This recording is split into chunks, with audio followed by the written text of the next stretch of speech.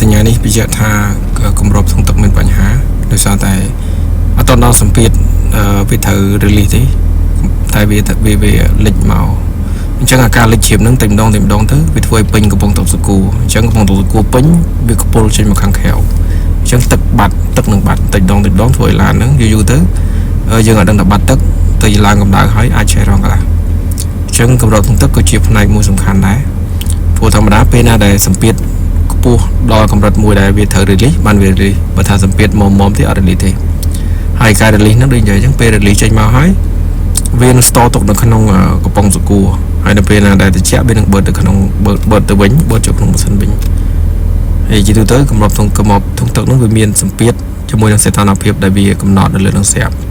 បើយើងដាក់ត្រូវស្ពេចក៏វាអត់ត្រូវដែរអញ្ចឹងវាអាចបញ្ហាធំដោយសារតែកម្រិតធុងទឹកមួយអញ្ចឹងយើងអាសាមើលទាំងអស់គ្នា